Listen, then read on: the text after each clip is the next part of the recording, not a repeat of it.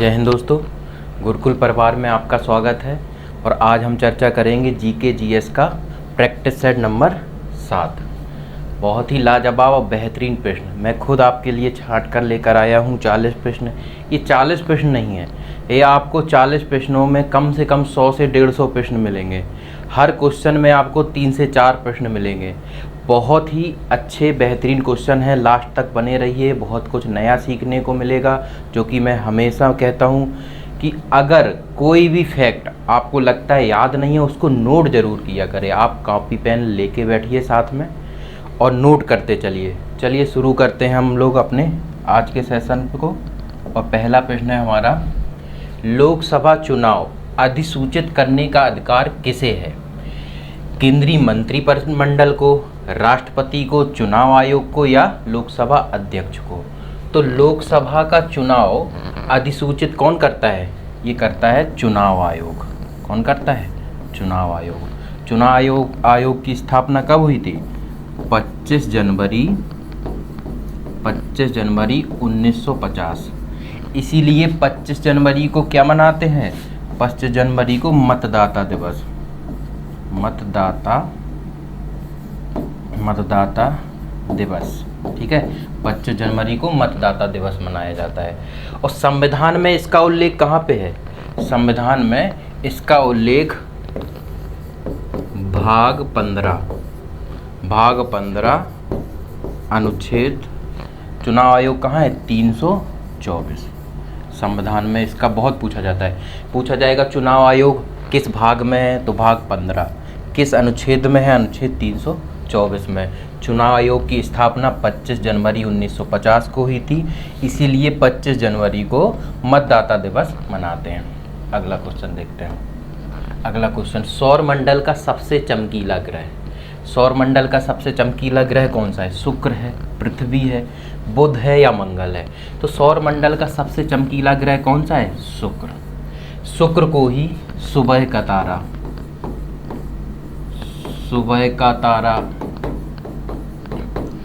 सांझ का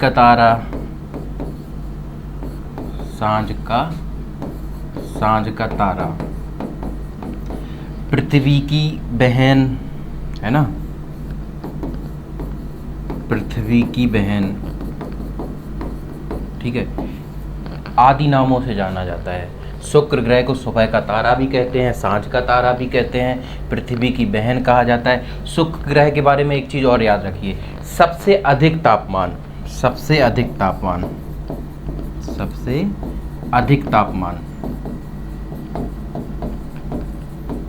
शुक्र ग्रह का है। सभी ग्रहों में सबसे अधिक तापमान किसका है? शुक्र ग्रह का। कितना है? 462 डिग्री सेल्सियस। याद रखना, सबसे अधिक तापमान वाला ग्रह पूछे तो शुक्र ग्रह, और सबसे अधिक तापांतर वाला ग्रह पूछे तो आंसर क्या करोगे? बुध। क्योंकि इसका दिन का तापमान लगभग 600-700 डिग्री सेल्सियस हो जाता है और रात में 300-400 डिग्री माइनस में पहुंच जाता है। समझ रहे हैं? इसका दिन का तापमान और रात के तापमान में काफ़ी अंतर है, इसलिए सबसे अधिक तापांतर वाला ग्रह बुध हो जाएगा।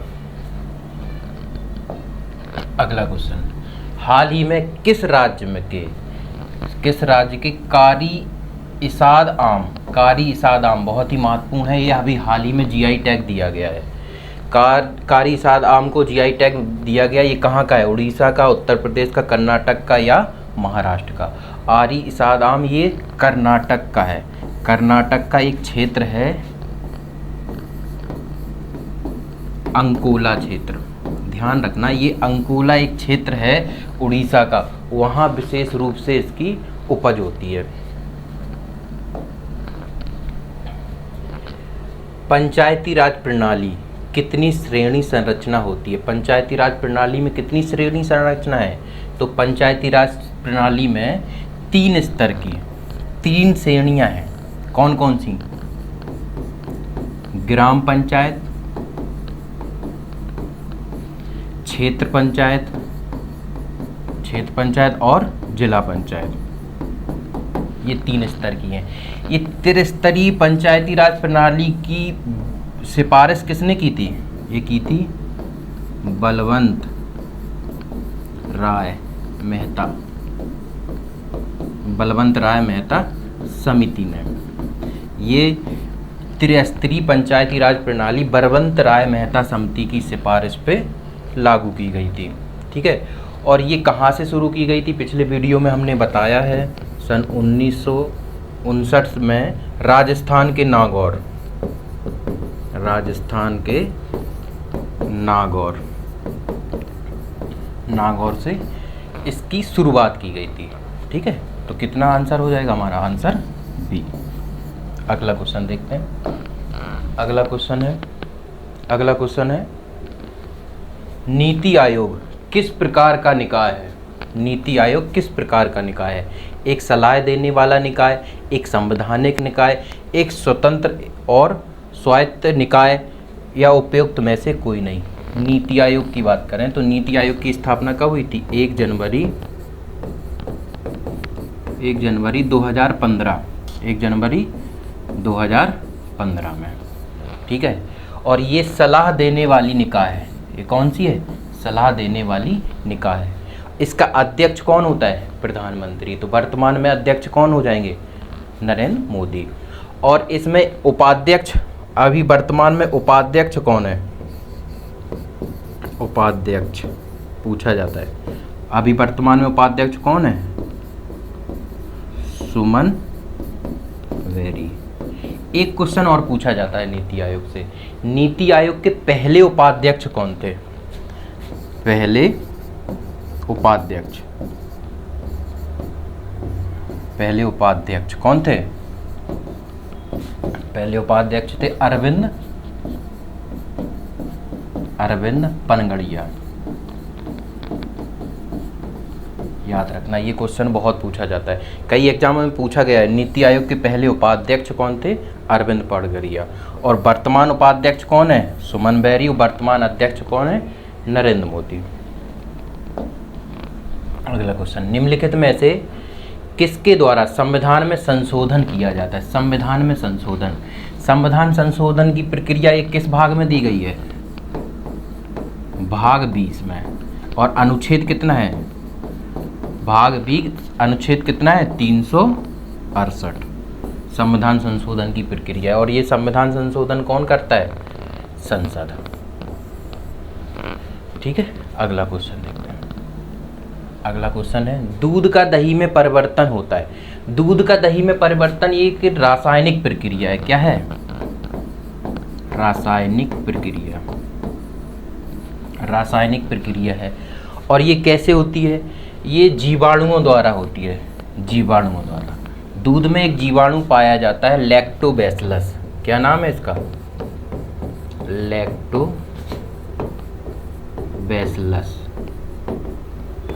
लैक्टोबैसिलस जीवाणु पाया जाता है। ये लैक्टोबैसिलस जीवाणु क्या करता है कि दूध में पाया जाने वाला अम्ल होता है लैक्टोज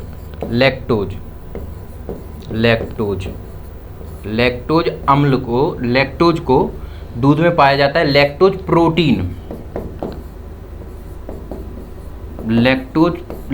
प्रोटीन को बदल देता है लैक्टोज अम्ल में या लैक्टोज एसिड में, लैक्टोज अम्ल में बदल देता है। ठीक है, ये प्रक्रिया होती है। अक्सर क्वेश्चन में पूछा जाता है दूध में कौन सा जीवाणु पाया जाता है? लैक्टोबैसिलस, याद रखना। और ये लैक्टोज प्रोटीन को लैक्टोज अम्ल में बदल देता है, इससे दही बन जाता है। ठीक है, जीवाणुओं के द्वारा होता है।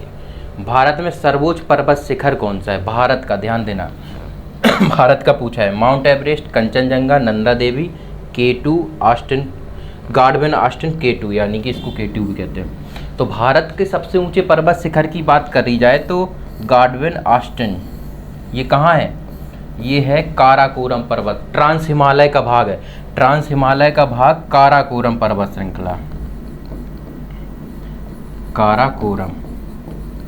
काराकोरम की सबसे ऊंची चोटी कौन सी है? K2 Godwin Austin. इसकी ऊंचाई कितनी है? 8611 मीटर। और ये कहाँ है? पीओके में, पाक अधिकृत कश्मीर। जिस कश्मीर के जिस हिस्से पे पाकिस्तान का कब्जा है हमारा पर कब्जा अभी पाकिस्तान ने कर रखा है, तो उस क्षेत्र में पाया जाता है ये वाली चोटी वहाँ पे है, पाक अधिकृत कश्मीर। और माउंट एवरेस्ट की बात करें तो ये विश्व की सबसे ऊंची चोटी है, विश्व की सबसे ऊंची,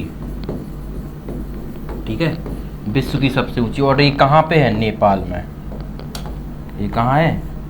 नेपाल में। और इसकी ऊंचाई कितनी है? 8,849 मीटर।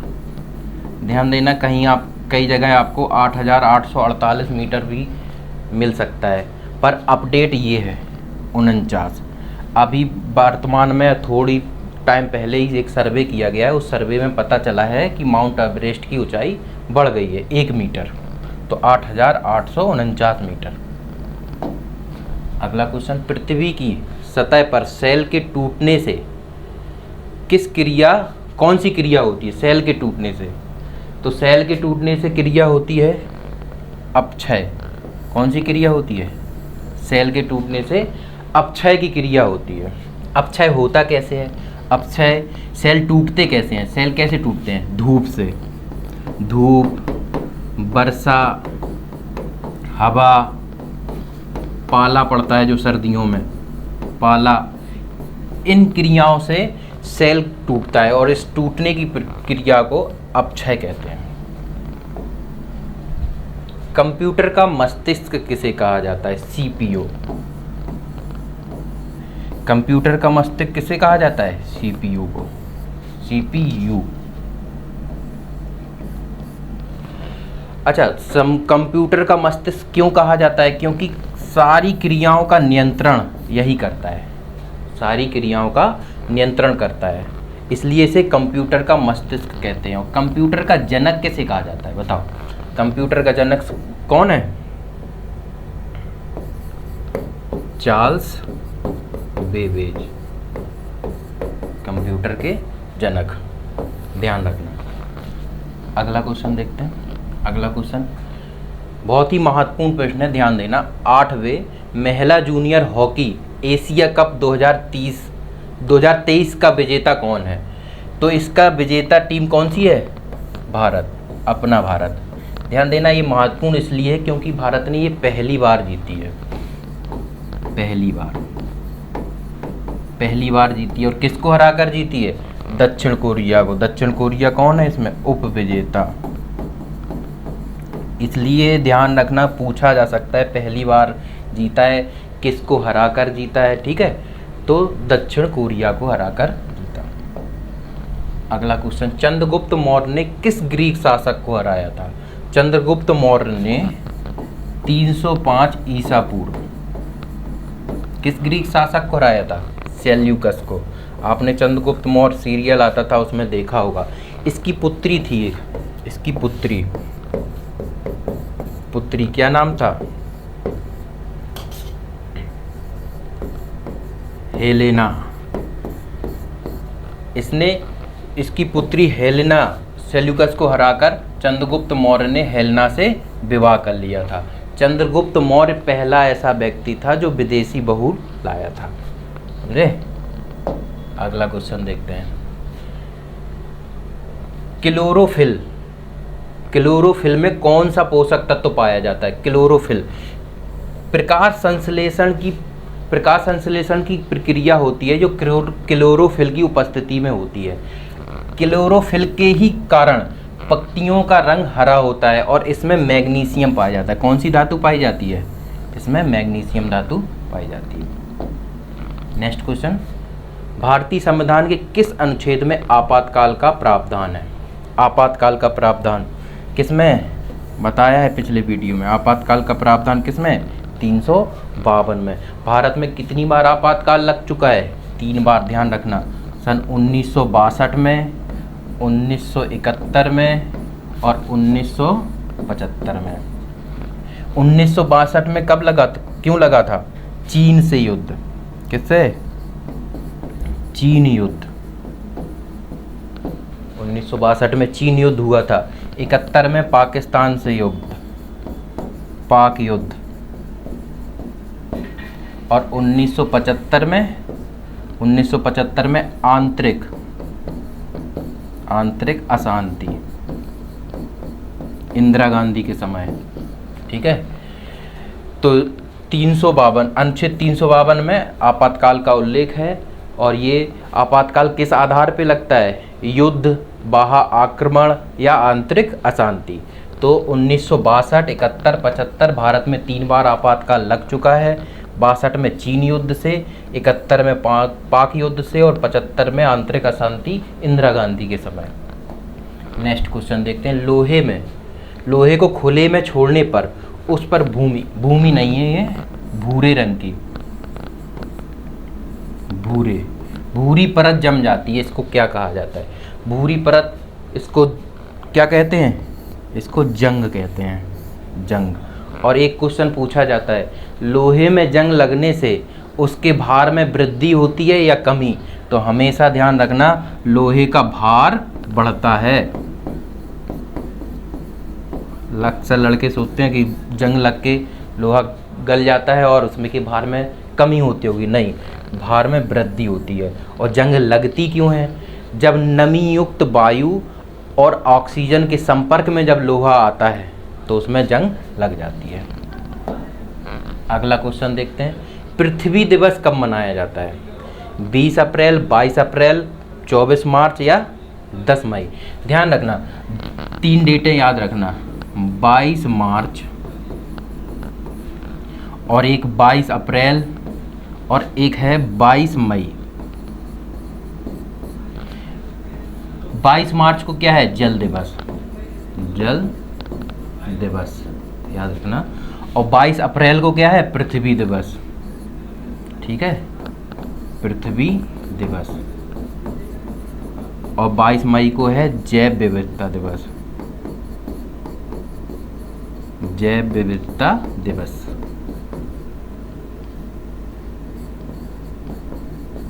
ठीक है, ये 3 डेट याद रखना। और इसमें एक बहुत ही महत्वपूर्ण है 24 मार्च, ध्यान देना। 24 मार्च को क्या मनाया जाता है बताओ? टीबी दिवस। कौन सी टीबी? कौन सी टीबी की बात कर रहे हैं? वो देखने वाली नहीं, जिसको क्षय रोग कहते हैं, टीबी बीमारी जो होती है। ठीक है, तो हमारा इसका सही जवाब क्या होगा? 22 अप्रैल। अगला क्वेश्चन देखते हैं। अगला क्वेश्चन है, राष्ट्रीय गान की रचयिता कौन है? राष्ट्रीय गान की रचयिता, राष्ट्रीय गान क्या है हमारा? जन गण मन,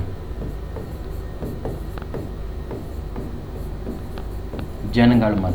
और इसकी रचयिता कौन है? रविन्द्रनाथ टैगोर। और एक पूछा जाता है राष्ट्रीय गीत, राष्ट्रीय गीत किसने लिखा था? ये लिखा था बंकिम चंद्र चटर्जी ने। क्या लिखा था? राष्ट्रीय गीत, राष्ट्रीय गीत। और राष्ट्रीय गीत क्या है हमारा? वंदे मातरम, वंदे मातरम, ये है राष्ट्रीय गीत। और ये लिखा था बंकिम चंद्र चटर्जी ने। अगला क्वेश्चन, अगला क्वेश्चन देखते हैं। भारत में मत देने का अधिकार निम्नलिखित में से कौन सा है? वैधानिक, संवैधानिक, मौलिक या प्राकृतिक? तो मत देने का अधिकार है वैधानिक अधिकार, वैधानिक अधिकार। और मत देने की आयु क्या है? 18 वर्ष। और ये 61वें संविधान संशोधन, संविधान संशोधन द्वारा, 61वें संविधान संशोधन द्वारा मत देने की आयु 18 वर्ष निर्धारित की गई थी। ठीक है, अगला क्वेश्चन देखते हैं। इंसुलिन की खोज किसने की थी? इंसुलिन की खोज किसने की थी? अलेक्जेंडर फ्लेमिंग ने, फेरिक बेंटिंग ने, जेम्स वाट ने या हॉकिंस ने? तो इंसुलिन की खोज की थी फेरिक बेंटिंग ने। ठीक है, और अलेक्जेंडर फ्लेमिंग ने किसकी खोज की थी? इसने की थी पेनिसिलिन की, पेनिसिलिन, पेनिसिलिन की खोज इन्होंने की थी। जेम्स वाट ने, इन्होंने भाप इंजन की खोज की थी, वो भाप इंजन। ये पूछा जाता है, कई बार पूछा गया है। जेम्स वाट, भाप इंजन, अलेक्जेंडर फ्लेमिंग, पेनिसिलिन की खोज। और इंसुलिन की खोज किसने की थी? फेडरिक बेंटिंग ने। और इंसुलिन की कमी से एक क्वेश्चन और पूछा जाता है, इंसुलिन की कमी से कौन सा रोग होता है? कमी से कौन सा रोग होता है? मधुमेह। मधुमेह, इंसुलिन की कमी से मधुमेह रोग होता है, जिसको हम लोग क्या कहते हैं? शुगर। अगला क्वेश्चन, भारतीय संविधान के किस मौलिक अधिकार में कहा गया है कि प्रत्येक व्यक्ति को अपनी इच्छा का धर्म अपनाने और उसका प्रचार प्रसार करने का अधिकार है? तो सीधी सी बात है, ये किस में कहा जाएगा? धार्मिक स्वतंत्रता के अधिकार में। और धार्मिक स्वतंत्रता का अधिकार किस अनुच्छेद में? अनुच्छेद 25 से लेके 28 तक। अनुच्छेद 25 से 28 तक। अब बताइए समानता का अधिकार ये कहाँ है? अनुच्छेद 14 से लेके 18 तक समानता का अधिकार दिया गया है। स्वतंत्रता का अधिकार ये अनुच्छेद 19 से 22 तक दिया गया है। शोषण के विरुद्ध अधिकार ये अनुच्छेद 23 से 24। ध्यान रखना, ये कई बार पूछे जाते हैं, सीधा सीधा दे देंगे। समानता का अधिकार किस अनुच्छेद में है? स्वतंत्रता का अधिकार, शोषण के विरुद्ध अधिकार, धार्मिक स्वतंत्रता का अधिकार। तो ये महत्वपूर्ण है, ये खास अनुच्छेद अगर पूछे भी जाते हैं तो अक्सर इन्हीं से पूछे जाते हैं। ठीक है, बस कुछ हैं याद कर लो। खास तौर से अनुच्छेद 51 तक बहुत ही महत्वपूर्ण है, जरूर याद कर लेना। अगला क्वेश्चन, सुभाष चंद्र बोस ने फॉरवर्ड ब्लॉक का गठन कब किया था? सुभाष चंद्र बोस सन 1939 में कांग्रेस के अध्यक्ष थे। विषम परिस्थितियों बस इन्होंने कांग्रेस के पद से इस्तीफा दे दिया और अपने एक नई पार्टी फॉरवर्ड ब्लॉक का गठन किया था। कौन से सन में? सन 1939 में। आपको याद होगा महात्मा गांधी से कुछ विवाद रहा था इनका, इस वजह से इन्होंने इस्तीफा दिया था। भारत के नियंत्रक एवं महालेखा परीक्षक का कार्यकाल कितना होता है? 4 वर्ष, 5 वर्ष, 6 वर्ष। तो भारत के नियंत्रक एवं महालेखा परीक्षक का कार्यकाल होता है 6 वर्ष या 65 वर्ष आयु। मतलब ये 6 वर्ष तक रहेंगे या 65 वर्ष आयु, जो भी पहले पूरी हो। यानी कि इनके शपथ ग्रहण करने से के बाद 6 वर्ष तक, या अगर उससे पहले अगर ये 65 वर्ष की आयु पूर्ण कर लेते हैं तो ये सेवा मुक्त हो जाएंगे। और भारत के नियंत्रक एवं महालेखा परीक्षक की नियुक्ति राष्ट्रपति करता है और इनका उल्लेख अनुच्छेद 148, इनका उल्लेख अनुच्छेद 148 में है। अगला क्वेश्चन, मनुष्य के शरीर की सबसे लंबी हड्डी कौन सी है? मनुष्य के शरीर की सबसे लंबी हड्डी कौन सी है? ये पाई जाती है जांघ में। ये पाई जाती है जांघ में और इसका नाम क्या है? फीमर। और सबसे छोटी हड्डी कौन सी है? सबसे छोटी है स्टेपीज। और ये कहाँ पाई जाती है? कान में, याद रखना। नेक्स्ट क्वेश्चन देखते हैं, मुद्रा आपूर्ति निम्नलिखित में से किसके द्वारा नियंत्रित की जाती है? मुद्रा आपूर्ति ये नीति आयोग, वित्त आयोग, रिजर्व बैंक या वित्त मंत्रालय। तो मुद्रा आपूर्ति कौन नियंत्रित करता है? आरबीआई। आरबीआई यानी कि भारतीय रिजर्व बैंक। इसकी स्थापना कब हुई थी? 1 अप्रैल 1935। याद रखना, ये डेट बहुत ही महत्वपूर्ण है, 1 अप्रैल 1935। ठीक है, और इसका मुख्यालय कहाँ है? मुंबई में। मुंबई मुख्यालय कहाँ है? मुंबई में। अगला क्वेश्चन, इसको आरबीआई के बारे में एक दो चीज़ें और याद रखना। इसको भारत का सेंट्रल बैंक यानी कि केंद्रीय बैंक कहते हैं और आरबीआई को बैंकों का बैंक भी कहा जाता है। ये 2 चीज़ें और भी याद रखना। विश्व व्यापार संगठन WTO का मुख्यालय। विश्व व्यापार संगठन WTO का मुख्यालय कहाँ है? जेनेवा। कैसे याद किया? जैसे हमने याद किया आपको भी बताते हैं याद करने की ट्रिक। विश्व व्यापार संगठन, व्यापार में अगर घाटा हो जाए, व्यापार में अगर घाटा हो जाए तो इंसान डिप्रेशन में चला जाता है और वो जानलेवा भी हो सकता है। तो WTO का मुख्यालय, विश्व व्यापार संगठन का मुख्यालय कहाँ है? जनेवा। न्यूयॉर्क में किसका मुख्यालय है बताइए? न्यूयॉर्क में है संयुक्त राष्ट्र संघ, संयुक्त राष्ट्र संघ का मुख्यालय कहाँ है? न्यूयॉर्क। वॉशिंगटन डीसी में विश्व बैंक का मुख्यालय, विश्व बैंक कहाँ है? वॉशिंगटन डीसी में। पेरिस बहुत फेमस है, बताओ पेरिस में किसका मुख्यालय है? तो बहुत सारे, पर पेरिस में खास तौर से पूछा जाता है यूनेस्को,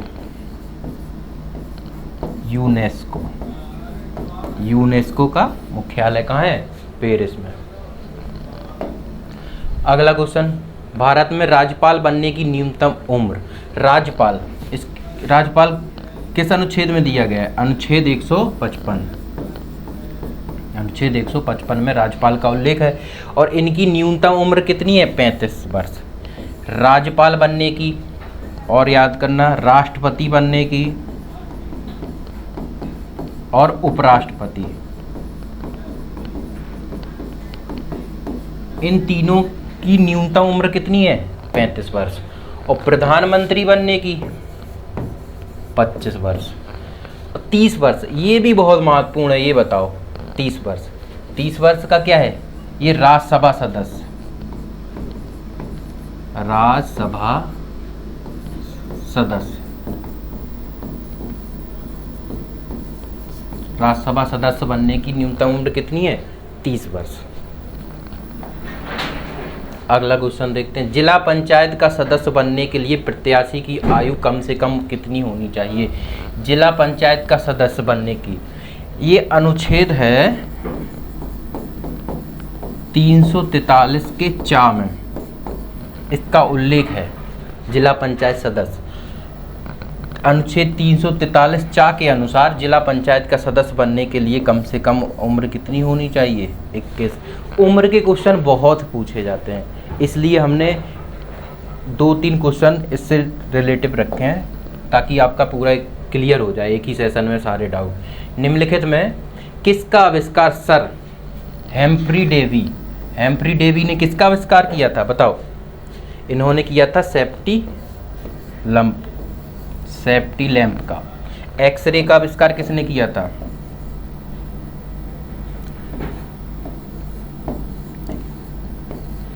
एक्सरे का आविष्कार किसने किया था? रॉन्टगन ने।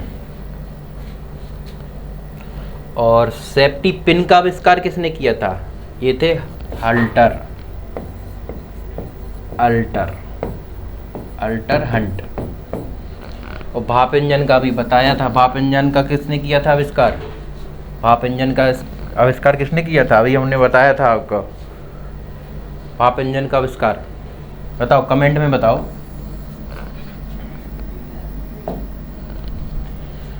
भारत में सर्वप्रथम जनगणना कब की गई थी? भारत में सर्वप्रथम जनगणना, देखो भारत में सर्वप्रथम जनगणना की बात करें तो भारत में सर्वप्रथम जनगणना की गई थी 1872 में। उस समय वायसराय कौन थे? Lord Mayo. ठीक है, भारत के वायसराय थे लॉर्ड मेयो। लेकिन एक क्वेश्चन पूछता है नियमित रूप से जनगणना, तो ध्यान रखना नियमित रूप से जनगणना कब हुई? 1881 में। और इस समय कौन थे? रिपन के समय में। नेक्स्ट क्वेश्चन, हुमायूं का मकबरा कहाँ स्थित है? तो हुमायूं का मकबरा कहाँ है? नई दिल्ली में। अक्सर पूछा जाता है इसका निर्माण किसने कराया था? इनकी पत्नी थी हाजी बेगम।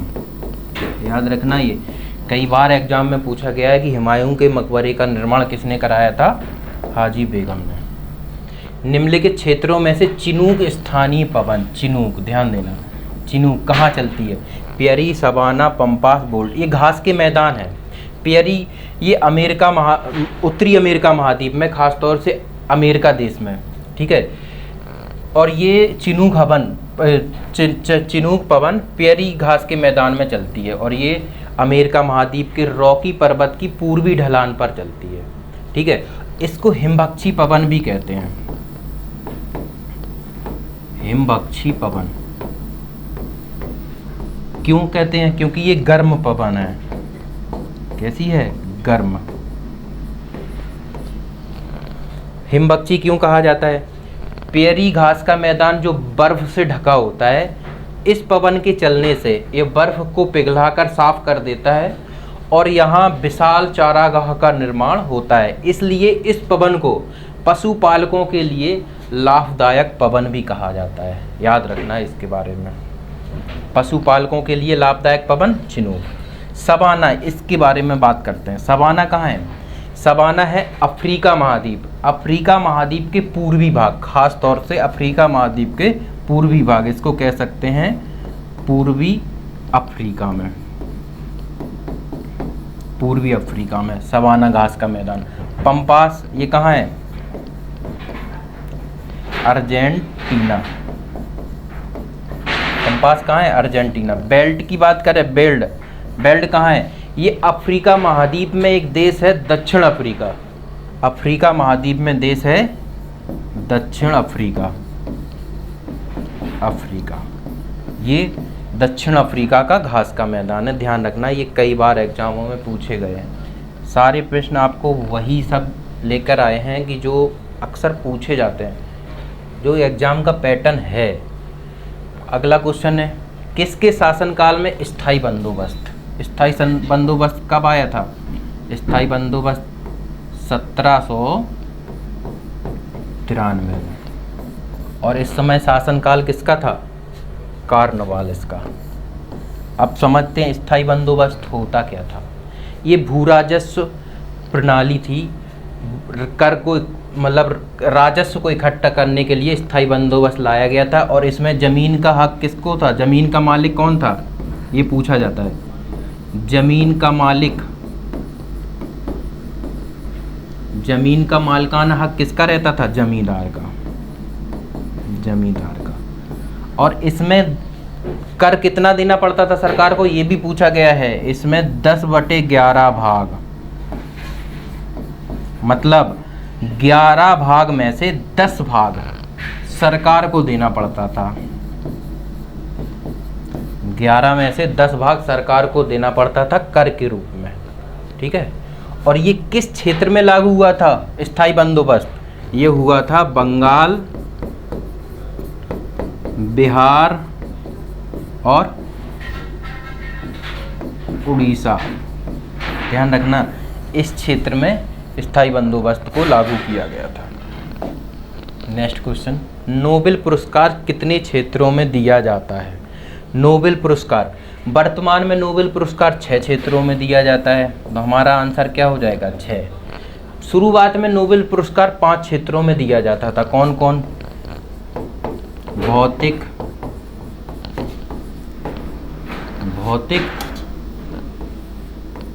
रसायन, चिकित्सा,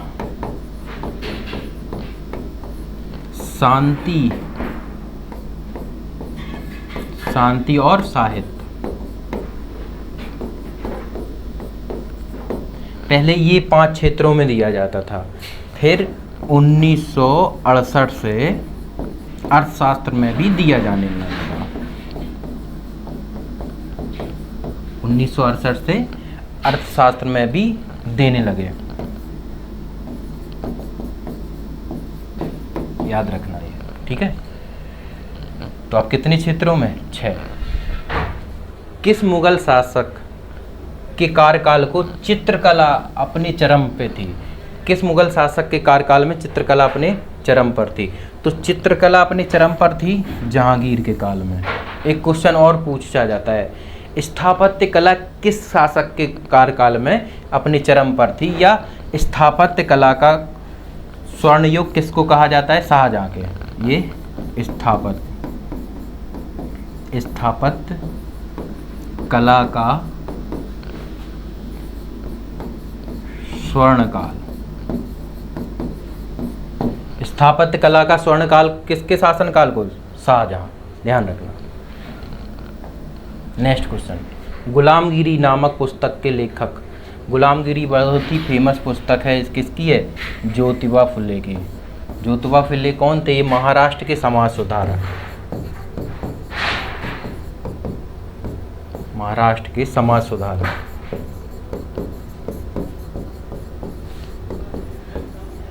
ये महाराष्ट्र के समाज सुधारक थे, इन्होंने दलितों के लिए बहुत काम किया।